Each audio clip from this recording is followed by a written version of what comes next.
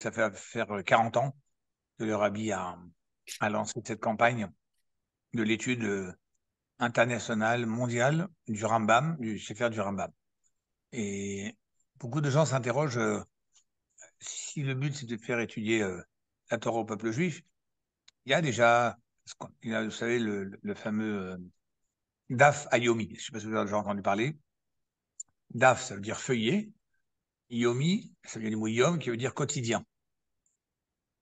Et donc, il y a déjà depuis des années, c'est déjà depuis plusieurs siècles même, il y a des gens qui ont pris sur eux d'étudier un feuillet de Talmud par jour. Un feuillet, c'est recto verso. Alors, bien sûr, c'est sans tous les commentaires, sinon ce serait trop difficile. Et en général, ils finissent ça tous les 7 ans. Il y a tellement de feuillets dans la Gemara, dans le Talmud, que ça se finit en 7 ans. Maintenant, le Rabbi, en 1984, est sorti avec une campagne dans laquelle le Rabbi a demandé à ce que on va essayer de généraliser et de mondialiser l'étude du livre du Rambam. Alors, quand je dis le livre du Rambam, le Rambam écrit plusieurs livres. Et donc, il y en a un qui est son ouvrage principal, qu'on appelle La main forte, pour traduire littéralement le Yad Achazaka. Yad, c'est la main en hébreu, ça s'écrit Yud avec un Dalet, et si vous faites la valeur numérique de Yud et Dalet, ça vous fait 14. Donc c'est un livre, c'est un ouvrage qui comporte 14 volumes.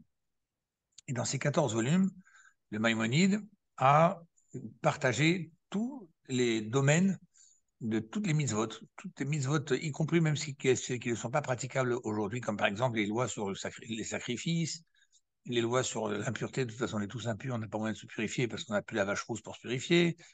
Les lois sur le sacrifice de Pessah qu'on ne fait pas aujourd'hui, les lois sur la construction du temple, les lois sur le service des Kohanim, les lois sur tellement de choses qu'aujourd'hui, malheureusement, je ne sais pas si vous savez, mais aujourd'hui, vous savez, dans les 613 mitzvot, il y a deux grands groupes.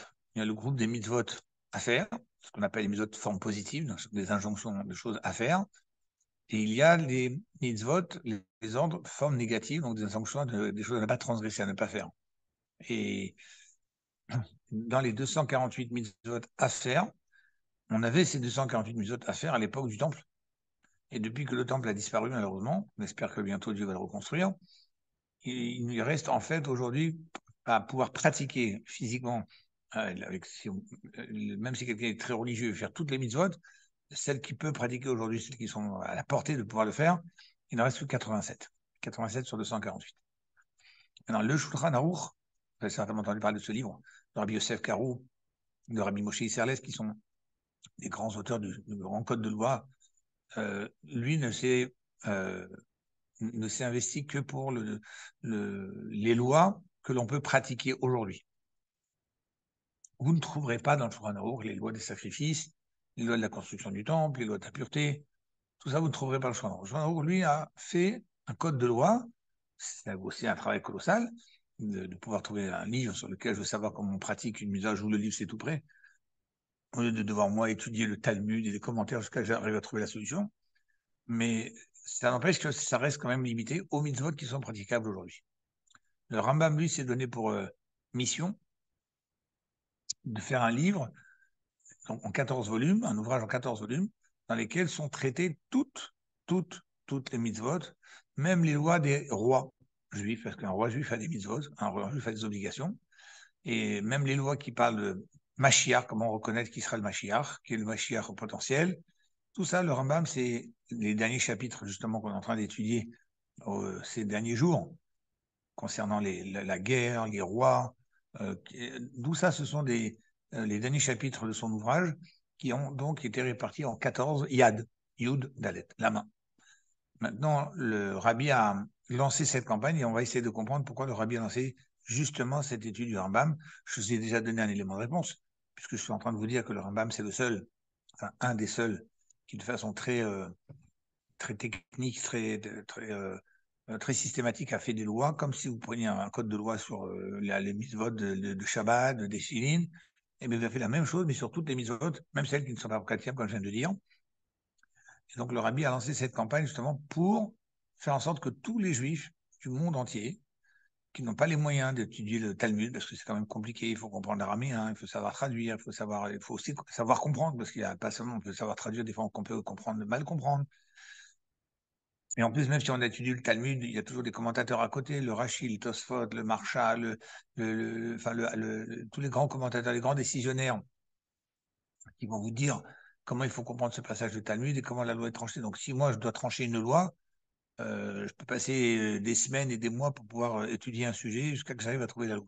Et encore, c'est pas dit que je la trouverai, parce que je l'aurais peut-être mal compris, j'aurais mal interprété. Et donc, pas tout le monde a cette capacité aujourd'hui d'aller s'asseoir des heures pour étudier, trouver la loi finale parmi toutes les discussions du Talmud. Concrètement, le Rambam, lui, il est parti faire ce travail à notre place. Et il nous a donné comme quelque chose de tout près. J'ouvre le livre, je veux savoir les lois sur la Teshuvah, qu'est-ce qui s'appelle avoir fait Teshuvah selon la Torah, et je regarde les lois de la Teshuvah, comment il faut penser, qu'est-ce qu'il faut décider, qu'est-ce qui va prouver que j'ai fait Teshuvah, et comment réparer certaines choses. Et tout ça, ça va être rédigé dans un langage assez clair et en même temps très législatif. Et ça, c'est donc une pièce rare qu'on a dans un ouvrage exceptionnel que le Rambam nous a légué, qui permet à n'importe quel juif de lire un livre et en le lisant et en faisant quand même l'effort de comprendre, mais ça ne demande pas autant d'efforts que d'aller comprendre une page de Talmud, eh bien d'avoir appris en fait toute la Torah, mais pas que la Torah écrite, qui sont les 5 livres de la Torah, mais toute la Torah, c'est-à-dire toute la Torah orale, tous les commandements qui accompagnent et qui expliquent, qui développent les commandements qui sont dans la Torah écrite. C'est ce qu'on va voir maintenant, et c'est ce qui va finalement nous aider à comprendre pourquoi cette campagne, spécifiquement sur l'étude du Rambam, comme le titre du cours de ce soir. Alors, on va commencer à lire le texte, donc déjà dans la source 1, le grand A. Que la Torah Ktava Moshe Rabbeinu. Donc, le Rambam, avant de commencer parler des lois concrètement, il a fait une très grande préface. Dans sa préface, que je vous invite tous à essayer de télécharger sur Internet et être traduit en français, c'est magnifique d'avoir l'historique de toute la transmission de la Torah depuis Moshe Rabbeinu. Donc, la Torah, toute la Torah, donc en parlant des 5 livres, bien sûr, le rouleau de la Torah, du Sefer Torah, Ktava Moshe Rabbeinu, Kodem Shiamut. C'est Moshe Rabbeinu qui a écrit avant de mourir. Il a écrit au fur et à mesure du temps, à chaque fois qu'on a... D'abord, quand il était sur le mont Sinaï, il a écrit tout depuis la Genèse. Ça, il n'y a que Dieu qui connaissait l'histoire depuis la Genèse et qui a dit à Moshe Rabbeinu Motamos qu'il devait écrire sur toute l'histoire de la création du monde, de Adam, de Noé, de Abraham, de Yitzhak et Jacob. Moshe Rabbeinu n'était pas là à ce moment. Donc c'est Dieu qui lui a dicté mot à mot d'écrire toutes ces histoires jusqu'au moment de la sortie d'Égypte, au moment du don de la Torah. Et après, au fur et à mesure qu'on a vécu les événements dans le désert, qu'on a avancé dans le désert, qu'il y a eu telle situation dans le désert, qu'on s'est approché de d'Eretz Israël, tout ça, c'est Moshe Rabbeinu qui l'a écrit au fur et à mesure, jusqu'au la fin du 5e livre, Kodem Shiamut, avant de mourir, Bikta Viado, de sa main. Donc c'était un manuscrit de Moshe Rabbeinu. Et Moshe Rabbeinu en a écrit 13 chiffrés Torah. Alors ne me demandez pas physiquement comment c'est possible, je ne saurais pas vous répondre, mais bon, du miracle, on n'en est plus un après avec tout ce que Dieu a montré au peuple juif. Venatan sait faire le Chol Shevet de Shevet. Et il a donné un livre à chaque chef de tribu. On dit, voilà, ça, c'est le livre de ta tribu que ta tribu va devoir étudier pour montrer justement que la Torah appartient à tout le monde. Il était au bout du rouleau après, 13. Exactement. Pardon. Les Sefer Echad et un de ces livres, un de ces 13, donc, Netano Baron, il l'a mis dans le Haron d'Akodesh, dans l'armoire sainte où il y avait les tables de la loi. Il restait un petit espace qui avait été prévu pour ça. Au moment où on a déposé les tables, le caisson qui contenait les tables avait été volontairement un peu plus long pour laisser le Sefer Torah être là-bas. Les aides en témoignage. Chez Neymar, et comme dit la Torah elle-même, la Koharet Sefer Torah, c'est prendre ce Sefer Torah, Vesamtem Oto Mitzad Aaron Brit Hashem. Et vous le mettrez à côté de l'armoire sainte où se trouvent là-bas les tables de la loi. Vayasham Bechal et Ed. Et ce Sefer Torah sera pour toi un témoignage que c'est bien Dieu qui a donné la Torah et qui l'a dicté à Moshe Rabbeinu de mot à mot. Et un mitzvah. Alors, on a vu dans le passage que c'est marqué Dieu vous a donné la Torah et la mitzvah. Qu'est-ce que ça veut dire la Torah et la mitzvah? Les mitzvot sont dans la Torah. Donc, quand je dis je te donne la Torah, j'englobe automatiquement la Torah avec toutes les mitzvot qu'elle comporte. Non. Un mitzvah, c'est encore une autre chose. Je dis Pirouche à Torah. C'est les explications, comment mettre en pratique les commandements de la Torah. L'Oktava, cette partie-là de la Torah qu'on appelle mitzvah, comme ça que le Maïmonide comprend le verset qui dit je te donne la Torah et la mitzvah. La Torah, c'est donc le rouleau de la Torah, le Sefer Torah, les 5 livres. Et la mitzvah, c'est les commentaires, les explications qui disent comment on doit faire une mitzvah. Je donne un exemple tout simple. Aujourd'hui, on met des tchilines. Si je vous dis, mais où c'est marqué dans la Torah cette mitzvah, il faut mettre des tchilines, ben, c'est marqué, vous le dites tous les jours dans le schéma Israël, Ukshartam leot aliadecha, les attacheras en signe sur ta main, Veayu les totafot ben enera, ils seront aussi en signe entre tes yeux. C'est tout ce qui est marqué dans la Torah. Combien je dois écrire? Quelle forme ça doit avoir? Est-ce que ça doit être du tatouage? Est-ce que ça doit être un truc que j'écris mais que j'efface après, que le lendemain je dois réécrire? Si vous pouvez parcourir toute la Torah de long en large, vous ne trouverez aucune précision sur la façon dont je dois écrire ces paroles et attacher ces paroles sur mon bras. Donc je vais vous demander la question, qui est donc le premier qui a inventé les téphilines, qui a su que c'est ça que Dieu voulait quand il nous a demandé de mettre ces paroles sur notre bras et sur notre tête. Et en fait, c'est pas la peine d'aller chercher bien loin, parce que si je vous dis, c'est Rachi, c'est avant Rachi peut-être, c'était au moment de la Gemara peut-être, ce qui voudrait dire que jusqu'à la Gemara, ils n'ont pas mis les tefilines. Ils ont fait quoi alors? Comment ils ont écrit les paroles, comment ils ont attaché les paroles de Dieu sur leurs bras et comment ils ont mis entre leurs yeux? Ils avaient une autre méthode, ils avaient une autre façon. Donc en fait, on est obligé de remonter à Moshe Rabbeinu, que Moshe Rabbeinu, Dieu lui a montré à lui, voilà ce que, quand j'ai dit que je veux que vous attachiez mes paroles sur votre bras, voilà à quoi ça doit ressembler. Donc il lui a montré comment fabriquer un boîtier, comment mettre des parchemins dedans, et que les parchemins qu'on met dans le bras, ça doit être un rouleau où les 4 parchemins sont cousus l'un côté de l'autre, alors que les parchemins qu'on met de la tête, ça doit être 4 compartiments individuels. Tout ça, personne ne discute aujourd'hui que les signes, c'est ça. Donc c'est, mais si vous posez la question à quelqu'un qui dit, mais moi je ne crois pas au Talmud, il y a des gens aujourd'hui qui vous disent, moi je ne crois pas au Talmud. Alors posez la question, pourquoi tu mets des tefilines? Qui t'a dit que la mitzvah d'attacher les paroles de Dieu sur son bras ou de mettre entre ses yeux, c'est des tefilines? C'est marqué. Alors, tu veux pas ouvrir une page de Talmud? Ok, n'ouvre pas la page de Talmud. Trouve-moi dans le Sefer Torah où c'est marqué. C'est marqué nulle part. Donc ça, c'est ce qu'on appelle, d'après le Rambam, la mitzvah. La mitzvah chez Pirouche Torah. C'est l'explication des commandements qui sont donnés en bref dans la Torah. L'oketava. Ça, Moshe Rabbeinu ne l'a pas porté, ne l'a pas mis par écrit. Et la tzivaba l'azkenim, il l'a enseigné, il l'a explicité aux anciens qui l'accompagnaient, l'Yoshua, à son successeur qui s'appelait Yoshua, dont on a tous entendu parler, qui était le successeur de Moshe Rabbeinu, ou les Sha'ar Kol Israël, ainsi qu'à tous les autres du peuple juif qui voulaient étudier. Shneemar et Kol Adavar Asher Anochi Metzavé Etrem. Moshe Rabbeinu dit au peuple juif, tout ce que je vous ordonne, c'est pas lui en fait qui ordonne, c'est Dieu. Mais il parle de ce que lui leur a expliqué dans ce que Dieu lui a donné à transmettre, évidemment, mais dans cette transmission orale, auto tishmeru la asot. C'est ça que vous devrez observer et respecter. Et Torah chez Béalpe. Et c'est pour ça que cette appellation du Talmud, etc., qui va être mise par écrit au bout d'un moment, comme on va voir plus tard, non, cette dimension de la Torah qui développe, qui explique comment on fait les mitzvot qui sont dans la Torah, ça s'appelle la Torah orale. Mimot Moshe Ved Rabbeinu Akadosh, et depuis Moshe Rabbeinu jusqu'à un grand sage qui s'appelle Rabbeinu Akadosh, celui qui a le premier qui a, enfin lui il a vécu à la fin de l'existence du premier temple, donc on est déjà à peu près 8 siècles après le don de la Torah. Pendant 8 siècles, on étudiait les explications des mitzvot que oralement, verbalement, de maître à Hélène. Lo chibru chibur, shemlem dimoto berabim, aucun manuscrit, aucun ouvrage n'a été rédigé que l'on pouvait enseigner en public à partir de cet ouvrage, parce que tout était béalpé, tout était verbal. Il avait Chol Dovador, Rosh Beddin, au Navi, chez Yeboto Ador. Chaque génération, on avait un grand chef du Sanhedrin, un prophète, qui Kotev Leatzmo Zikaron Bashmuot Shama Mirbotav, qui écrivait des notes personnelles pour se rappeler de ce qu'il a reçu de ses prédécesseurs. Et Omelamed Alpi Berabim.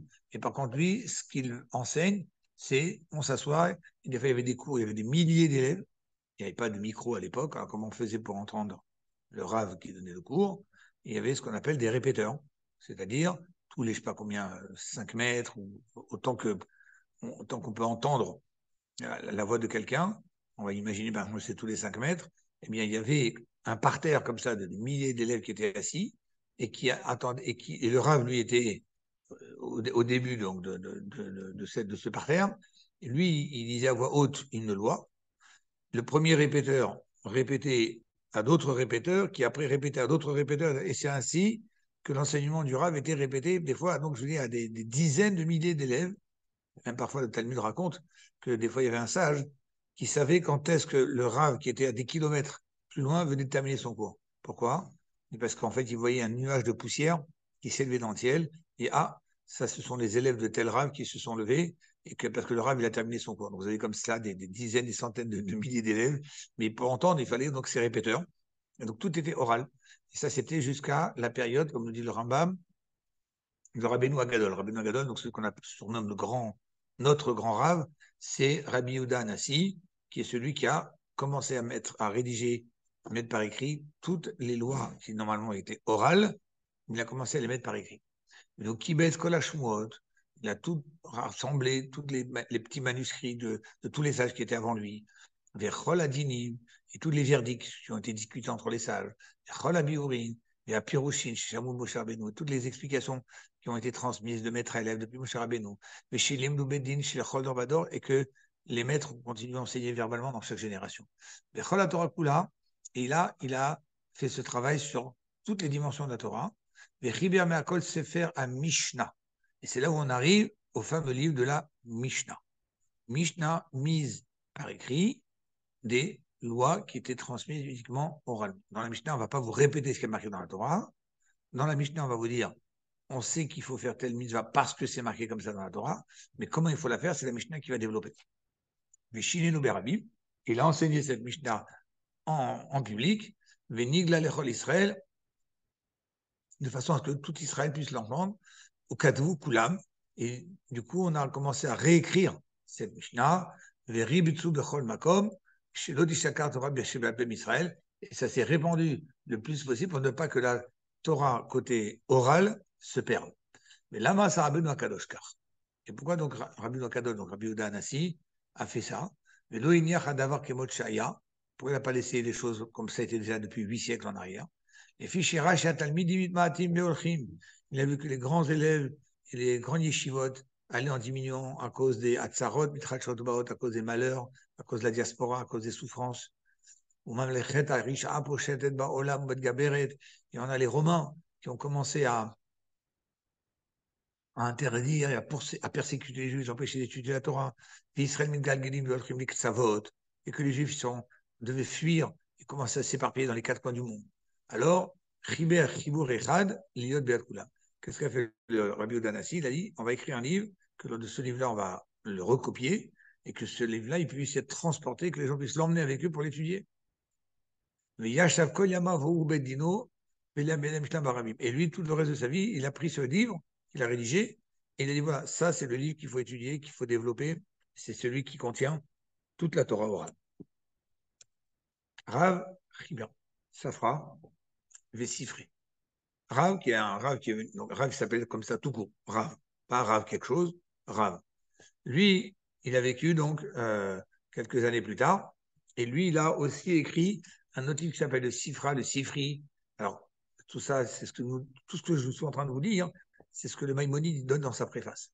Les Va'er ou l'Odia et Karé à Mishnah. Parce que maintenant, la Mishnah a été écrite de façon très concise, très, très concise, pour garder à la Mishnah cette dimension de quelque chose qui a besoin toujours d'un maître pour bien la comprendre. Comme ça, tout en étant quelque chose d'écrit, ça garde un petit peu son côté oral. J'ai besoin de l'enseignement d'un maître, comme si j'étais assis devant un cours, même si j'ai un manuscrit sous les yeux. Et Rav a donc développé après, il a fallu, parce que même la Mishnah qui a été écrite à cause de l'oubli, même la Mishnah, on a commencé à oublier comment la comprendre. Donc il a fallu écrire des livres qui expliquent comment comprendre la Mishnah. Donc, c'est-à-dire, une fois qu'on a écrit ce qui était oral, il a fallu réécrire pour comprendre ce qui a été écrit pour conserver l'oral. Les Vaher Inyane à Mishnah pour expliquer comment comprendre une Mishnah. Ren Rabbi Oshaya ou Kapara Tribou Braïtot, les vers d'Ivra Mishnah. C'est pour ça qu'on a aussi ce qu'on appelle dans le langage du Talmud une Braïta. Rabbi Yochanan Chibera Talmud et Yerushalmi Beret Israël. Il y a Rabbi Yochanan qui a mis par écrit toute l'étude de la loi orale à Yerushalayim, en Israël. Après donc la destruction du deuxième temple, Ravashi ou Sheikh Talmud de Babli Beret Shinar. Et Ravashi, de son côté, aussi a fait le Talmud avec des yeshivot qui étudiaient en Shinar, en Babylonie. 100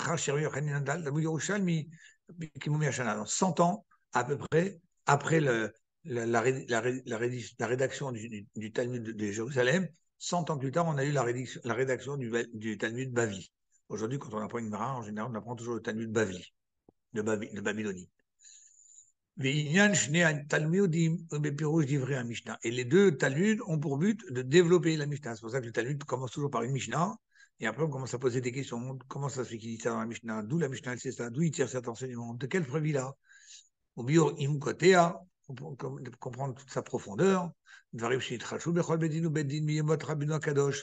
choses qui ont été, avec le temps, rajoutées par les grands tribunaux rabbiniques, puisqu'il y a aussi des institutions rabbiniques qui sont venues qui sont rajoutés avec le temps, comme par exemple Hanouka, devoir allumer des bougies à chaque fois qu'il y a l'arrivée de Hanouka, Netilat Yadayim, qu'on doit faire avant de toucher du pain, le Purim, ça aussi ça a été fait avec l'histoire de Purim. Donc c'est des choses qui ne sont pas écrites dans la Torah, ce sont des choses qui ont été rajoutées par les grands tribunaux.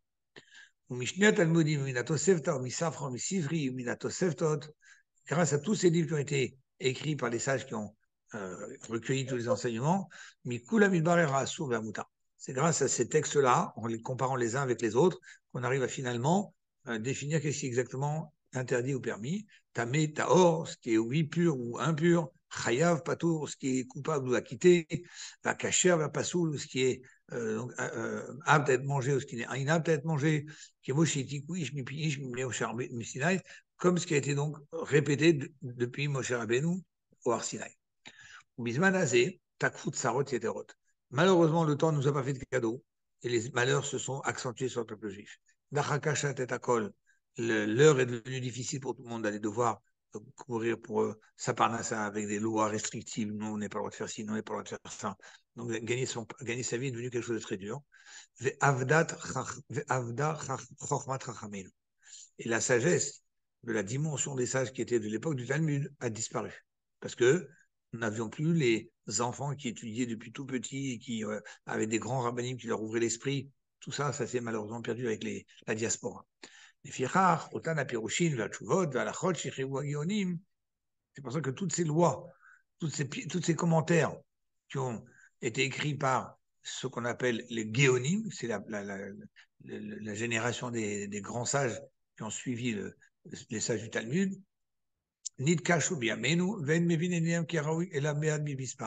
même ces langages-là, vu qu'en plus l'impression en imprimerie, c'est pas quelque chose de courant, donc ils écrivaient toujours dans un langage très concis, donc même ces explications, aujourd'hui, elles nous échappent. Et pas tout le monde peut être sûr de pouvoir les comprendre. Alors, on ne parle même plus du Talmud lui-même, qu'on est encore, malheureusement, encore plus à même de moins comprendre. À Bavli, au Shalmi, que ce soit le Talmud de Babylonie ou bien celui de Jérusalem, Safra, Sifri, Tosef, Entrichim, Dadrechava, Nefesh Rachama, Ouzmanaru. Pour pouvoir les comprendre, il faut vraiment quelqu'un qui a une très, très grande, un grand bagage et qui a beaucoup de temps. C'est seulement après avoir épluché tous ces textes-là qu'on peut arriver à dire ça c'est interdit, ça c'est permis. Ardina Torah et Arkoui, comment appliquer toutes les règles de la Torah. On va passer à la page suivante. Et là, maintenant, le Rambam nous dit pourquoi lui, il a décidé d'écrire son ouvrage. Et à cause de cette perte d'informations très grave, qui est donc toute la dimension de la loi orale. À cause de ça,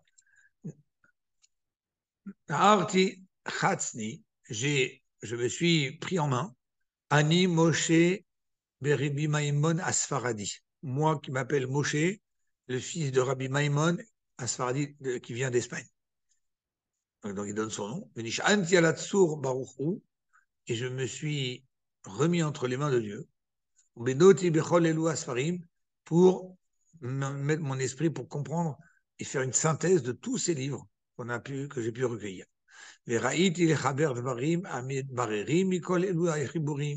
Et j'ai décidé donc d'écrire une synthèse claire de tous ces livres-là. Binyan, Assour, Amoutar, donc pour comprendre ce qui est interdit ou permis, Tamé, Vetaor, tout ce qui est impur et pur, Imshar, Dinator et toutes les autres lois de la Torah. Kulan, Blishon, Broura, Vederer, Ktsara. Et j'ai fait attention d'écrire avec un langage très pur, très simple et en même temps très court.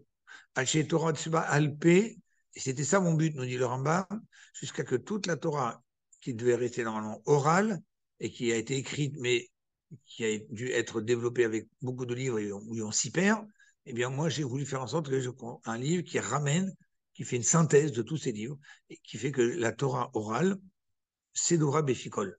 Elle puisse être bien acquise, bien rédigée, bien clarifiée dans la bouche de tout le monde.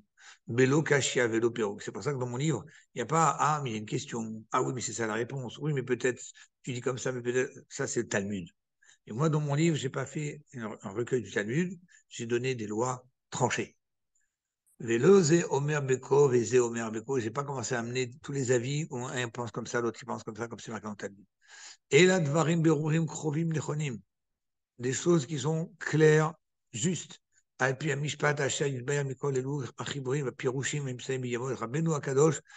bien sûr, je l'ai tiré de tous ces ouvrages qui ont été écrits par tous ceux qui ont développé l'explication de la Mishnah. Et je fais en sorte que toutes les lois de la Torah, et encore une fois, comme je vous ai dit tout à l'heure, y compris celles qui ne sont plus praticables aujourd'hui, que toutes les lois de la Torah soient claires du plus grand jusqu'au plus petit. Bedin kol mitzvah ou mitzvah pour chaque commandement de la Torah. Bedin kol advarim chez tiknu chachamim unevim et pour chaque chose qui aura été rajoutée par les sages de chaque génération. Klalo shel adavar. Retenez bien la règle, nous dit le Rambam. Qui dit shelo yadam tzarich le chibur acher barolam. Pour que personne n'ait besoin d'aller chercher dans d'autres ouvrages comment comprendre une loi de la Torah. Bedin midin d'Israël pour toutes les lois du peuple juif. Et la yichibur ze mekubat la Torah chez Be'alpe kula. Ce livre-là, c'est le recueil de toute la Torah orale. Im, Atakanot, Aminagot, Vagzerot, avec toutes les institutions rabbiniques qui ont suivi dans le temps, les décrets rabbiniques qui ont été rajoutés chez la Soumiyamot Moshe Rabbeinu, la Tribur Talmud, depuis Moshe Rabbeinu jusqu'à la rédaction du Talmud. Moi, j'ai donc pris tous les livres qui sont venus par la suite, qui ont expliqué, développé le Talmud, et j'en ai fait une synthèse.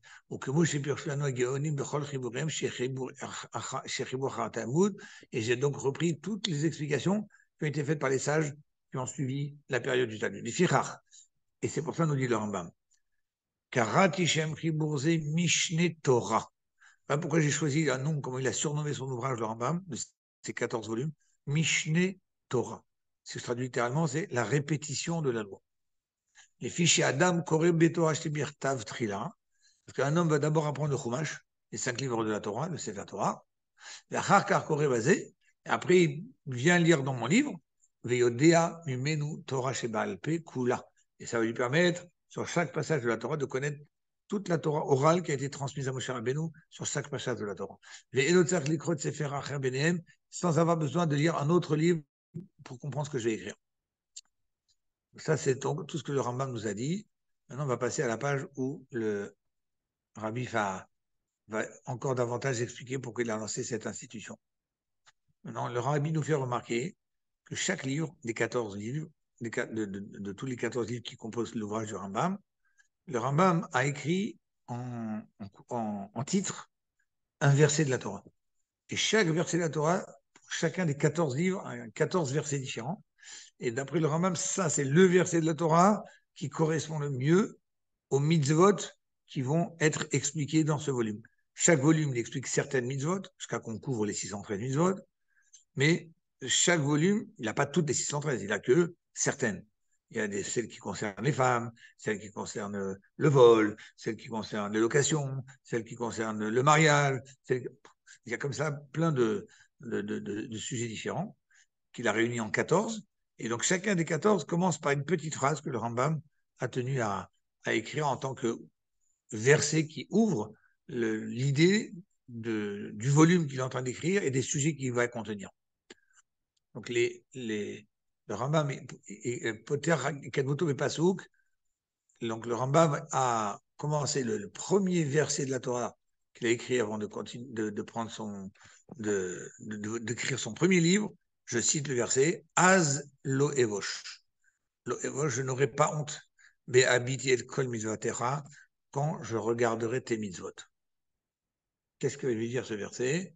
C'est un verset qui fait partie des psaumes, qui a été écrit par le roi David. Et dans ce verset, il dit alors, Az lo evosh. Je n'aurai pas honte, Béabiti et Mikol Misotera, de regarder dans toutes tes misotes.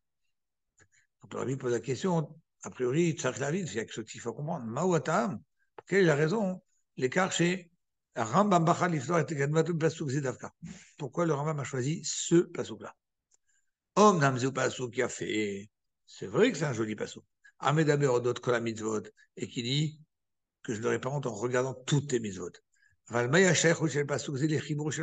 pourquoi le Rambam a senti que ce verset-là de Teilim était vraiment le représentant de l'idée de son ouvrage? Et donc le rabbi nous propose une explication, parce que le rabbi nous renvoie dans sa préface qu'on a vu juste avant.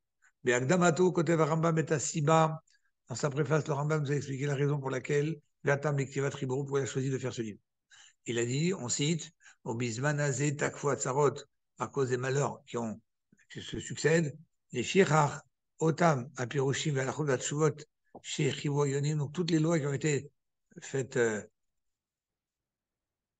qui ont été mises par écrit par ceux qui ont suivi le Talmud, Nid Kashubi Amenu, elles sont devenues difficiles à comprendre leur profondeur à notre époque, Ven Mevinenianem Karim et la Mead Bispar, et sont malheureusement peu nombreux ceux qui peuvent prétendre comprendre leur profondeur. Ven Tzach Lomar Bigmara Atzma Abavi Vayoshan Misafra Vesif et Tosefta. Il leur a même dit, je ne parle même pas après la difficulté d'aller comprendre la Gemara dans toute sa dimension. Shem Tzrichim Da'ad Rechava, comme on l'a dit tout à l'heure, qui ont besoin d'un esprit très large. Donc j'ai quelque part je me suis serré les hanches, en m'appuyant sur Dieu. Donc c'est pour ça que j'ai décidé de faire une synthèse et toutes les conclusions. Belachon, Broura, Vederer, Ktsara. Le Rambam insiste pour dire que c'est un langage clair et concis. Chez le Yadam Tsar, mais là, il y a la Torah Shebal Pekula, avec les Takanot, les Minagot, pour que ce livre-là soit le livre qui fait que je veux connaître toute la Torah, prends ce livre. Tu connaîtras toute la Torah, toutes les explications, toutes les décisions, toutes les coutumes, tous les décrets, depuis mon cher Rabbeinu jusqu'à la Gemara. Les Fichar, Kartishem, Chimosé, Mishneh Torah. C'est pour ça que la Rambam a dit, j'appelle ça la répétition de la Torah. Les fiches Adam Korebato Shinertav Trila. Parce qu'en fait, pourquoi c'est une répétition? Parce que d'abord, un homme, il va lire les 5 livres de la Torah, le Sefer Torah, ça s'appelle la Torah écrite. Et après, il lira dans mon livre, le Yodéa Mimenu Torah Shebe'alpeh. Il va comprendre après qu'est-ce que voulaient dire les versets de la Torah qu'il a lu dans le Chumash. Et nous, ça dit Sefer Achav sans avoir besoin de faire intervenir un autre livre. Maintenant, le rabbi nous dit quand même, le Rambam, il a l'air un peu prétentieux, entre guillemets. C'est une question, bien sûr. C'est pas que le rabbi pense comme ça, mais il pose la question, il dit que d'où le Rambam a trouvé cette prétention de dire mon livre évitera à ce que tu n'aies pas besoin de chercher aucun livre ailleurs. Moi, j'ai quelqu'un qui va rentrer, c'est peut-être pour le cours.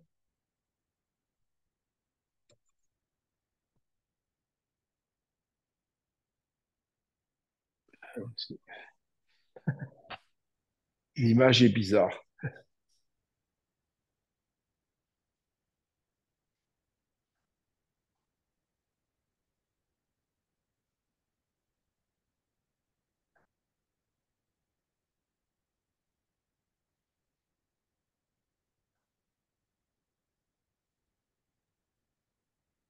Ah là, On c'est vous bien. entend, on vous entend plus. Allô, là, vous m'entendez? Oui, Ouais. Et l'image est bien, là. Ah, l'image est bien. Ouais, tout à l'heure. Ah non, là, non. C'est reparti. c'est pas C'est grave. vertical. Ça fait rien, on s'habitue. Bon, je ne voudrais pas que vous compreniez de travers. Hein. Ah, bah, c'est ah, c'est vrai qu'on le voit. Donc, non, le Faut rabbi pose pencher la la... question. Le Ramam, il est y a plein d'autres qui ont écrit des livres. Et lui, il vient et nous dit non, c'est mon livre. Mon livre, grâce Ouais. à celui-là, dans aucun autre livre. D'où le Rambam, il prend cette, euh, Assurance. cette assurance. Attends. Un peu comme ça.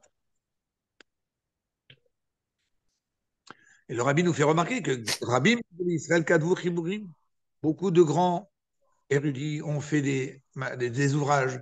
Même local, et personne n'a pris cette prétention de dire moi, mon livre, c'est le livre de référence pour la Torah chez BLP.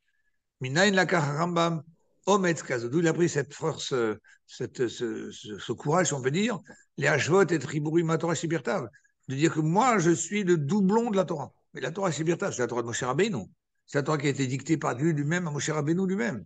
Comment toi, tu es, je suis le doublon côté verbal. Shadam Koreba Torah Shibirtav Trila Vechar Koreba Zé. On reprend les mots du Rambam. Un homme va lire d'abord les 5 livres de la Torah, après il va lire mon ouvrage. Il va connaître toute la Torah orale. Et d'ailleurs, comme c'est connu qu'à son époque, le Rambam il avait été très controversé pour ça. Kiadou à Godel Arash, comme c'est connu la grande controverse, c'est Asukam Amigdol Israël qui a été soulevé par beaucoup de grands érudits du peuple juif.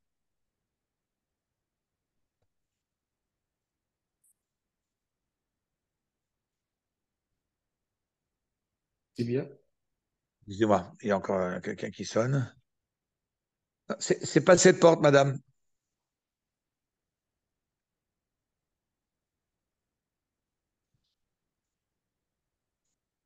Non, madame, ce n'est pas cette porte. Il faut ressortir et aller un peu plus loin. C'est la porte en métal un peu plus loin.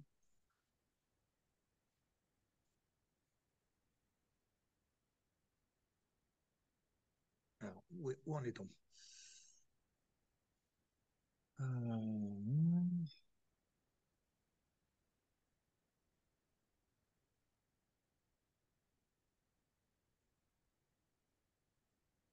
sais pas si vous me voyez toujours. Non. Non, vous ne voyez plus. Ok. Ça va plus. Ah, le modernisme, c'est beau. Alors, Ah, c'est bien. c'est là, C'est bien. là, c'est bien. Alors, comment je vais faire pour. Ouais, je suis désolé. Ça sera comme Ah ça. non. Et donc, Moi, as-tu eu ce courage? on a voté ce courage. Donc, on va Entre passer guillemets. au paragraphe B. Je ne sais pas si vous allez descendre dans les pages. Donc, on y est, pardon, excusez-moi. J'ai perdu un peu de page. Désolé. Oui.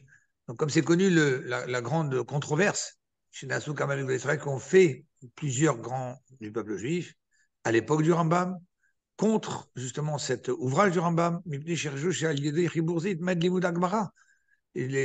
ont dit, ça veut dire qu'en fait le Rambam est en train de substituer, de faire en sorte que son ouvrage se substitue à l'étude du Talmud. Et pour eux, c'était très grave parce que le Talmud, ça reste la source principale de toute la Torah pour tout le peuple juif dans toutes les générations. Donc, que tu dises mon livre est le meilleur, ok. Mais qu'ils te disent tu n'as pas besoin d'un autre livre, ben, comprenez par là que ben, tu n'as même plus besoin d'étudier le Talmud. Et là, chez les Poël Loyaken, mais en fait, le Rabbi nous dit, mais l'histoire a démontré exactement le contraire. Que Meolam Lolam Dugmara Beribui Gadol Kolkar, Kimolacher Chibush Rambam. En fait, les gens ont une approche du Talmud, une facilité de comprendre le Talmud encore plus grande grâce au Rambam. Parce qu'en fait, il y avait des passages du Talmud qu'on ne pouvait pas comprendre parce qu'ils ont été écrits de façon très concise. Et en allant étudier le Rambam sur ce passage du Talmud, eh bien, on commençait à comprendre de quel cas il s'agissait, et au contraire, la Gemara devenait plus claire. Chez Davka Azitra Balimuna Gemara Bioter, son livre a encouragé les gens à aller chercher d'où le Rambam il dit ça, et étudier le Talmud, et à étudier le Talmud encore plus. Pour savoir d'où il tirait ses preuves. Et c'est justement pour ça que le Rambam a commencé par les mots qu'on s'est étonné tout à l'heure, en disant « Je n'aurai pas honte en regardant toutes tes mitzvot ». En fait, c'est exactement ce que le Rambam a voulu dire. Kacher,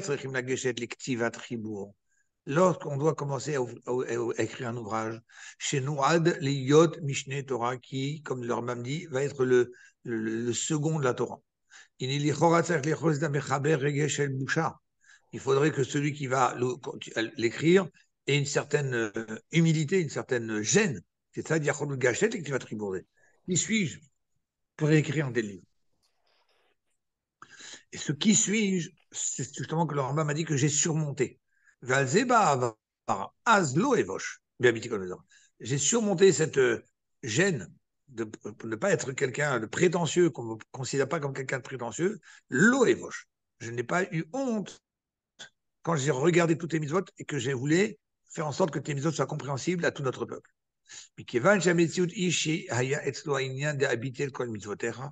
Comme le Rambam, lui, il avait cette vision et une clairvoyance euh, très concise et très claire de toutes les mitzvot. Il a donc regardé toutes les mitzvot dans tous les domaines pour savoir ce qui est permis, interdit, pur et impur. Parce que lui, il avait la deuxième partie du verset.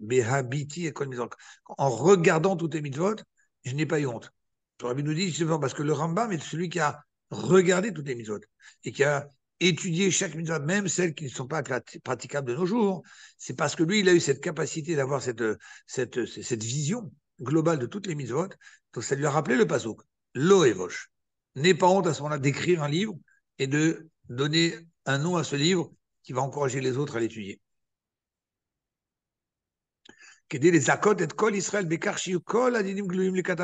Afin de donner ce mérite à tout le monde de pouvoir mieux comprendre. Et en fait, le Rambam n'avait pas le choix. C'est comme si Dieu lui a donné une capacité, mais que parce qu'il a honte, alors, ah non, mais je ne peux pas le faire, j'ai trop honte. Non, si Dieu t'a donné à toi cette capacité, c'est parce qu'Akadosh Baruch compte sur toi pour que tu la mettes en pratique, tu l'utilises et que tu en fasses bénéficier les autres. Si Chaz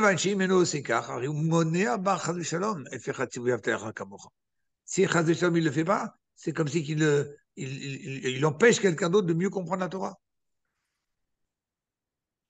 Et le Rabbi va même plus loin, c'est comme si que Efer Atzivu Shlifni Hiver, c'est comme si que il est en train de transgresser un verset de la Torah qui, bien sûr, qu'on doit comprendre de façon allégorique. Il y a marqué, tu ne mettras pas d'embûche devant un aveugle. Il y a plusieurs exemples pour imaginer cette interdiction. C'est imaginer par exemple quelqu'un qui est prêt à manger quelque chose de pas cachère, mais il n'a pas les moyens de se l'acheter. Et il me demande à moi, mais j'ai très faim. Et moi, j'ai de la peine et je lui donne l'argent. Mais je sais qu'en lui donnant cet argent, il va acheter quelque chose de pas cachère. Donc, quelque part, je suis en train de transgresser l'interdit de la Torah de mettre une embûche devant un aveugle. Lui, il est aveuglé par sa faim. Sa faim le rend fou, il a envie de. Alors, ça ne veut pas dire qu'il doit mourir de faim. Évidemment, il y a aussi des lois qui disent que si tu n'as rien à manger, tu manges ce qu'il y a.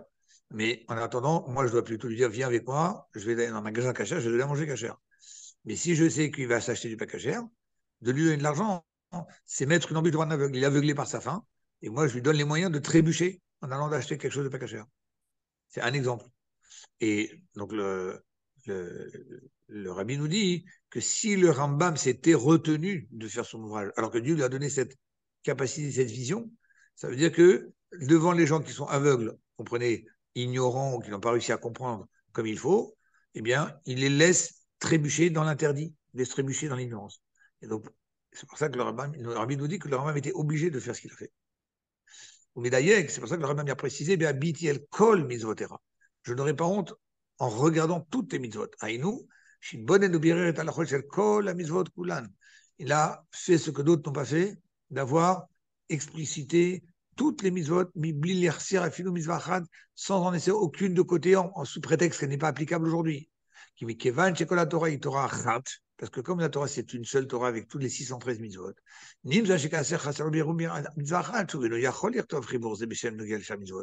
donc si il manque une mitzvah, tu ne peux plus écrire ce livre. D'où l'expression du verset, Be'abiti el kol mitzvotera. Parce que j'ai cette chance d'avoir une compréhension dans toutes les mitzvot. Donc ça m'a donné l'obligation d'écrire ce livre. C'est pas lié avec le contraire de l'orgueil, enfin, c'est pas contraire à la modestie. Odot Moshe Rabbeinu Neymar, qu'est-ce qu'on dit par exemple sur Moshe Rabbeinu? Aish Moshe Anav Meod Mikol Adam. La Torah dit, elle témoigne sur Moshe, Dieu témoigne sur Moshe, que Moshe Rabbeinu, c'est l'homme le plus modeste qui existe sur la face de la terre. Moshe Emet, le Torah Emet. Alors là, on peut se poser une question. Soyons sincères. Moshe ne dit que des choses vraies. Et Vada, il y a da Moshe Rabbeinu et Malota. Moshe Rabbeinu connaissait ses qualités. Et Chel Minyan Shel Moshe Kibel Torah Misinaï, que c'est lui le seul qui a pu monter sur le mont Sinaï. Sharim Yudi Pashut Yepsutim Mevin et Godel Aflat Mala Shel Moshe. C'est un juif simple, il peut comprendre qu'est-ce que c'est que cette grandeur exceptionnelle d'avoir reçu la Torah. Alors Moshe Rabbeinu Mevada Yadea Mevin et Godel Aflat Mala Shel Torah Misinaï. A plus de raison que lui, Moshe Rabbeinu est conscient de cette grandeur. Alors, comment on peut dire, Moshe Rabbeinu, il est conscient de cette grandeur, et malgré tout, la Torah vient nous dire, mais ça reste quand même le plus modeste de la terre. Parce que nous, on a une mauvaise traduction de la modestie. La modestie ne veut pas dire quelqu'un qui n'a rien, quelqu'un qui ne connaît rien, quelqu'un qui est capable de pas beaucoup. C'est pas ça, quelqu'un. Bon, c'est vrai qu'en français, quand on dit qu'il a des moyens modestes, on fait allusion au fait qu'il n'a pas beaucoup d'argent. Le mot modeste, en français, ça se traduit dans le sens de peu, petit. Mais la modestie, la anava en hébreu, ça a un autre sens que petit. C'est un sens pas dire de remise en question, mais un sens de ne pas mettre en valeur ses qualités en pensant que ce sont les siennes. Moshe Rabbeinu a fait un calcul très simple en disant parce que tout ce que j'ai reçu comme grandeur, c'est Dieu qui me l'a offert. Avant même que moi je fasse un quelconque effort. Et si on avait donné ça, les Adam Acher, peut-être à une autre personne, il aurait fait certainement mieux que moi. Donc Moshe Rabbeinu considérait que tout le bagage qu'il possédait, ce n'était pas le sien. Et donc il disait, et je me sens tellement petit devant tout autre homme, qui aurait certainement fait mieux que moi s'il avait eu tout ce que Dieu lui a donné à ma place. Donc vous voyez qu'ici, la notion de modestie n'est pas de croire qu'on a des moyens modestes, qu'on a des petits moyens, mais la modestie est dans la personne. Est-ce que j'ai exploité, j'ai utilisé, j'ai été le bon vecteur de tout ce que Dieu m'a demandé? Et de cela, Moshe Rabbeinu, il se sentait petit devant les autres, certainement l'autre aurait fait mieux que moi. La reine tout en étant modeste, humble,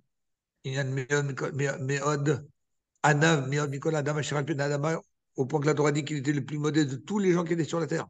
Toute personne sur la terre, Moshe Rabbeinu, qu'on pensait, lui, il aurait fait mieux que moi.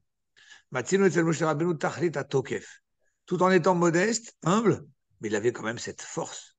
Il a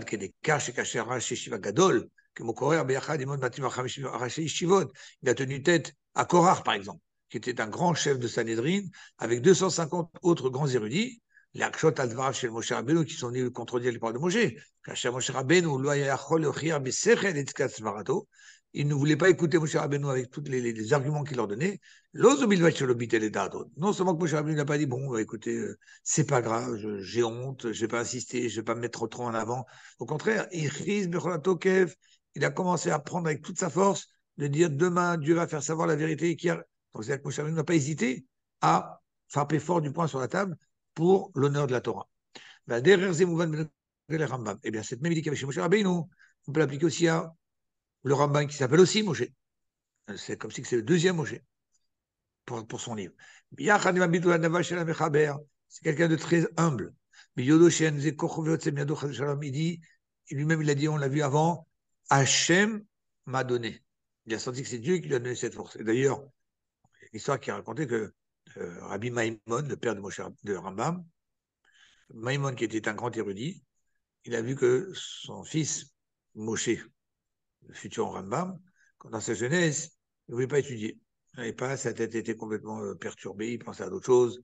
Et jusqu'à que le professeur qui a fait un compte-rendu à son père, à Rabbi Maïmon, il a dit à son père, écoute, ton fils Moshe, il ne veut pas étudier, il tourne la tête, il rêve. Bref. Et son père s'est mis en colère, il a commencé à le menacer, il a dit, il faut que tu te bouges, il faut travailler. Et jusqu'à que, malgré tout cela, ça n'a pas avancé. Et donc, qu'est-ce qu'il a fait, le père Rabbi Maïmon? Il a mis un baluchon sur les épaules de son fils. Il a dit, écoute, tu sais quoi? Va errer. Va errer, si c'était pas l'hôtel ici, tu ne veux pas étudier, va errer, va quémander, va voir ce que c'est la vie. Et peut-être après, tu vas commencer à comprendre que dans la vie, il faut savoir se prendre en main. Et lui, il ne savait pas où aller. Donc, le seul endroit où il a pu aller, avoir après été éjecté de chez lui, et en fait, il est parti à la synagogue. Et il s'est allongé devant le Echal, en pleurant. En disant, Hachem, je fais ce que je peux avec les moyens que tu m'as donnés. Si je dois pouvoir faire plus, ouvre mon esprit.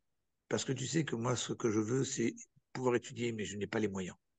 Et là, à ce moment-là, il a eu un dévoilement, je ne sais pas, je crois que c'est des Eliwanavi ou Achia Shiloni, je ne me rappelle pas, et qui lui a appris la Torah. Et du coup, c'est de là que le Rambam a complètement été bouleversé dans le bien. Et c'est ça, il dit que c'est pas de moi. Moi, j'ai prié, Hachem m'a fait ce cadeau.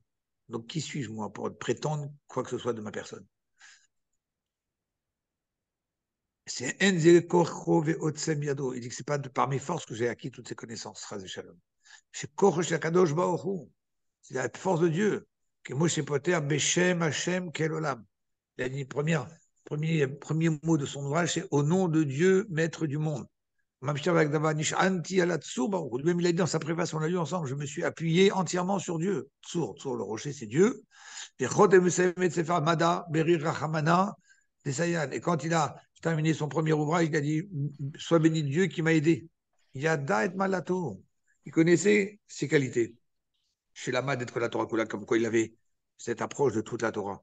Ou bien et continuer la Torah, mais il a su faire une synthèse en réunissant tous les livres qui avaient été écrits avant lui, depuis Rabbeinu Akadosh. Mais la reine donc, vu ce que Dieu lui a donné, cette capacité, alors il n'a pas le droit de dire, bon, maintenant elle est là pour moi, pour que moi je puisse étudier, pour que moi je puisse apprécier, grandir ma satisfaction dans l'étude de la Torah. Non, je dois le faire parce que si Dieu me l'a donné, c'est pour le bien de mon peuple. Je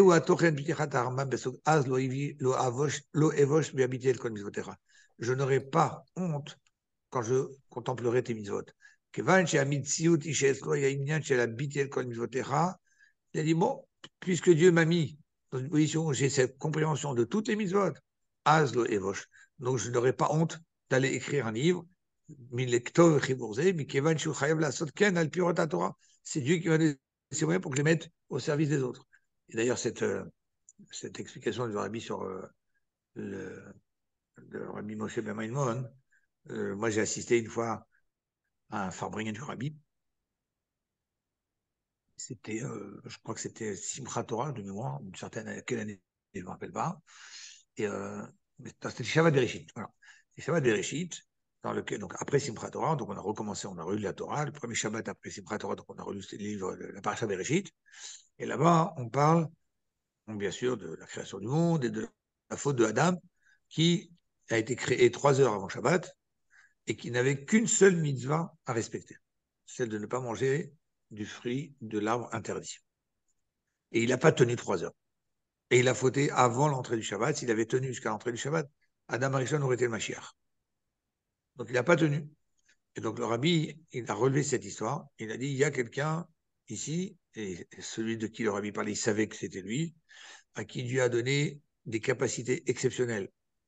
Le Rabbi faisait allusion, en fait, au Rav Khan, le El Khan, n'est plus de ce monde, à la vache à l'homme, qui était celui qu'on appelait le magnétophone enregistreur du Rabbi, que les rabbis pouvaient parler pendant des heures et des heures, et lui était capable, après 72 heures parfois, parce que des fois il y avait Shabbat, Yom Tov, vous ne pouvez pas écrire, et le rabbi avait des fois des interventions comme ça pendant 3 jours, avec des heures d'intervention, et lui, à la sortie du deuxième Yom Tov, donc 3 jours après, il était capable de répéter presque mot à mot tout ce que le rabbi l'avait dit le 3 jours après.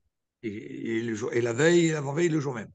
Et même déjà, je lui dis, moi, vous donnez une phrase, je vous parlais pendant 1 minute, 2 ou 3 phrases, si vous demandez de les répéter mot à mot, moi, incapable, avec toute l'attention que ça va vous demander. Mais lui, il avait une mémoire phénoménale, et encore, je crois que le mot phénoménal est trop petit, trop, et pas assez descriptif de cette mémoire incroyable. Il faut vous rendre compte, ça veut dire des heures.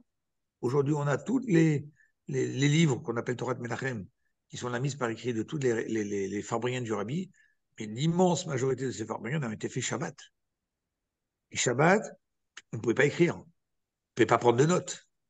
Mais lui, il n'avait pas besoin ni d'écrire ni de notes. Motzei Shabbat, il se réunissait avec quelques autres qui pouvaient parfois compléter certaines choses, qui avaient aussi des bonnes têtes, et il répétait mot à mot. Et à ce moment-là, il y avait des gens qui écrivaient tac. Et ce qu'on a aujourd'hui décrit, c'est, on a l'impression que vous avez le rabbi qui nous parle. comme si vous allumiez un magnétophone et vous entendiez la voix du rabbi en train de vous parler. Phénoménal. Donc le rabbi disait que cet homme-là, il a eu des dons, des facultés qui ont été offertes du ciel pour pour enseigner la Torah. Et il a commencé un ouvrage, et l'ouvrage qu'il a commencé s'appelle Sefer HaErichim, un livre qui commence qui réunit toutes les notions de la Chassidoute, en commençant par la lettre Aleph, et il en a fait jusqu'à 8 ou 9 volumes. Et dans les notions de Chassidut, c'est très important parce que quand on a le Chassidut, on vous parle par exemple de Or, la lumière. Oh, c'est quoi la lumière? De quelle énergie il s'agit? Or Asovev, la lumière qui entoure, la lumière qui pénètre.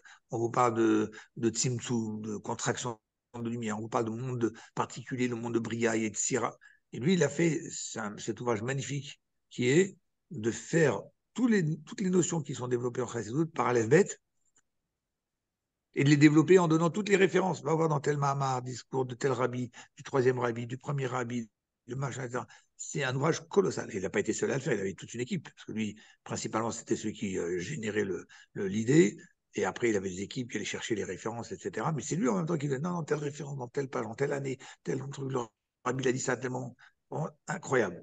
Mais comme en attendant, il faisait aussi beaucoup d'autres choses en parallèle. Il donnait des cours à droite, à gauche. À un moment, ce Rav Kahn, il a commencé à dire, je vais lever le pied. Je vais arrêter ce livre-là. Il est arrivé, je vous dis, jusqu'au 5e, 6e volume qui faisait à peine jusqu'à la lettre Zayin ou Chet.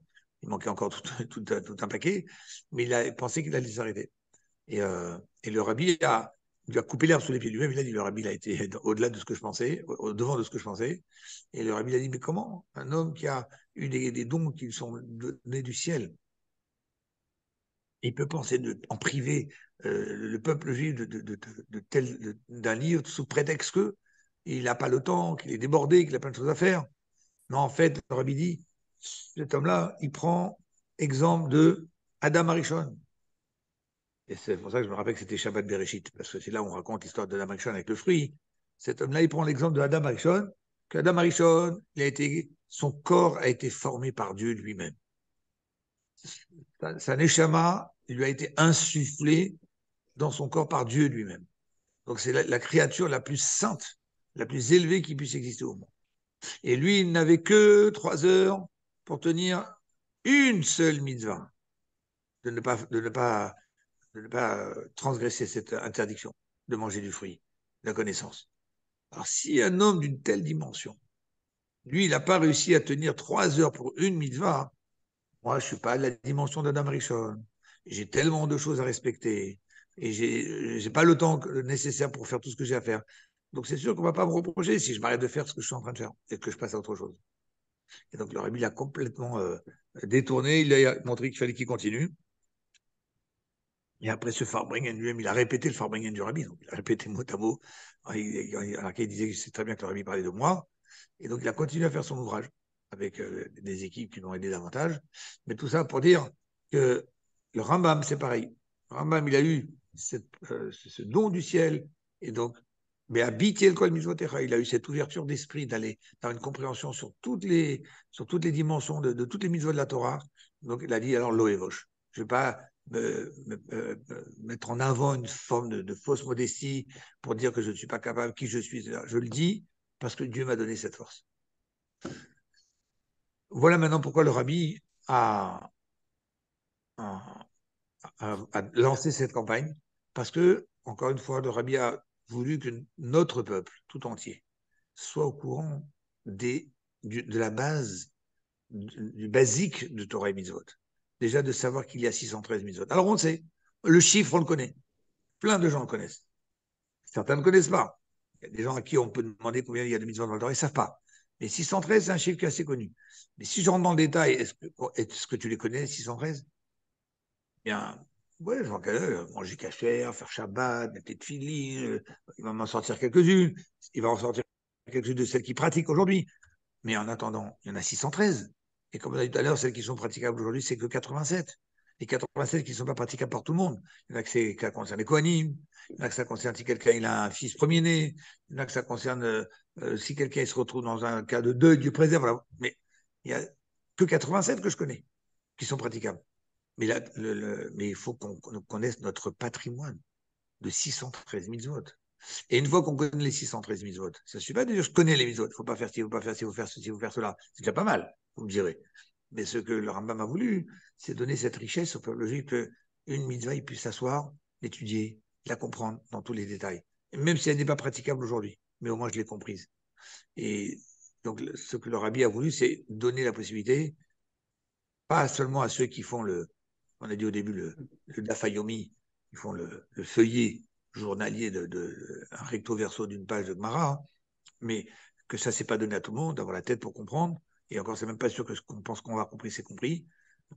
Le Rabbi a voulu donner à tout un chacun, toute personne, même qui n'a pas eu le temps de passer des années à Yeshiva pour savoir étudier un texte, ben, ce texte-là, aujourd'hui, il est accessible, il est compréhensible. Alors, c'est vrai que si on comprend pas l'hébreu, on est un peu bloqué. Mais aujourd'hui, Baruch Hashem, il y a de la traduction de plus en plus. Et sur Internet et partout, c'est devenu très, très accessible. Et c'est ça que, en fait, le Rabbi a voulu permettre à ce que tout le peuple juif soit des gens qui connaissent toute la Torah. C'est un peu ce que dit le Maïmonide lui-même à la fin de son ouvrage, quand il parle des lois sur Mashiach. Il dit que Mashiach sera détectable au travers d'une personne qui aura encouragé tout le peuple juif à étudier la Torah.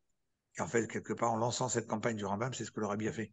Il a fait en sorte de toucher tous les juifs. C'est pour ça qu'il a dit, ceux qui sont capables d'étudier 3 chapitres par jour pour finir le Rambam en 1 an, ceux qui ne sont pas capables de faire 3 chapitres en un jour, ils font au moins un chapitre et ils termineront le Rambam en 3 ans. Et ceux qui ne sont pas capables ni de 3 chapitres, ni un chapitre, alors au moins qu'ils fassent le livre des mitzvot du Rambam, qu'ils sachent telle mitzvah, connaître le sens des 613 mitzvot. Enfin, des 620, plus exactement, puisqu'il y en a 7 qui ont été rajoutés par les Chachamim. Donc voilà, messieurs, ce qu'il faut continuer à faire, étudier le Rambam, chacun à son niveau, que ce soit la mitzvah du jour, que ce soit un chapitre par jour, 3 chapitres par jour, chacun à son niveau. Tout est traduit aujourd'hui, c'est très facile, c'est très accessible. Et simplement comprendre que c'est un cadeau que le Rabbi a dévoilé à notre génération, de pouvoir connaître autant que d'autres personnes qui apprennent des pages de Talmud. Mais en fait, parfois, je peux moi en connaître plus qu'eux parce qu'eux, ils n'auront pas eu le temps d'apprendre tout le Talmud. Et moi, je connaîtrai déjà comment on applique cette loi de telle et telle façon grâce au Rambam. Et le Rambam a été tellement apprécié avec les années passées, pour dire, comme on a dit tout à l'heure, que grâce à lui, au contraire, ça a encouragé les gens à étudier. C'est que donc, vous ouvrez aujourd'hui une édition talmudique standard, qui date des années du XVIIIe siècle dans la ville de Vilna, où là-bas il y avait les grands érudits, qui ont pris toutes les éditions qui circulaient dans le monde du Talmud, ils les ont réunies pour en faire une édition avec une même pagination. Donc c'est pour ça qu'aujourd'hui on a tel Talmud, telle page, recto, verso, etc. Parce qu'en fait, à Vilna, ils ont fait cette synthèse de tout et dans cette synthèse du Talmud, ils ont mis des références. Pas tout le monde a été mis en référence, mais ils ont mis en référence le Rambam. Chaque fois, vous avez des petites lettres dans le texte du Talmud qui vous renvoient sur des annotations en haut à droite de la page ou en haut à gauche de la page, comme vous dire Maïmonide, va voir dans le Maïmonide, si tu veux voir cette halakha. Tu veux mieux la comprendre, tu vas aller voir dans le Rambam tel chapitre, tel volume, dans tel chapitre, tel long. C'est aussi un très grand travail, un travail colossal qui a été fait, mais on voit de là que le Rambam a été considéré comme celui qui nous a aidés à comprendre le Talmud. Donc, messieurs, étudions le Rambam, et le Rabbi a expliqué en vrai que, en fait, que l'étude du Rambam aujourd'hui, c'est le nouveau conduit par lequel on peut obtenir énormément de bénédictions en santé, en parnassa. Il y a des gens qui ont demandé des brachot pour différents sujets, comme j'ai dit, la santé ou la parnassa, et à qui le Rabbi disait étudier le Rambam. Il y en a qui disait, il se plaignait, Rabbi, j'ai beaucoup de dettes, je me suis embourbé dans les dettes, je ne sais pas comment m'en sortir. Et bien, quand vous aurez payé vos dettes avec le Rambam, alors vous aurez aussi la facilité dans vos dettes. De quelle dette il parlait? Parce qu'en fait, cette personne, comme elle avait pris sur elle d'étudier 3 chapitres par jour, il y a beaucoup de jours, elle était fatiguée, donc elle avait sauté, elle a étudié qu'un chapitre, elle dit non, je rattraperai demain. On commence à dire, demain j'en ferai 6, après demain j'en ferai 9, après demain j'en ferai 12. Donc du coup, il notait les chapitres qu'il n'avait pas fait. Alors, il dit, payez vos dettes avec le Rambam, et après, vous verrez comment Kadosh Baruch Hu réglera vos dettes financières. Donc, là, il a montré en fait que l'étude du Rambam, c'est un nouveau canal. C'est un nouveau canal de bénédiction dans notre génération.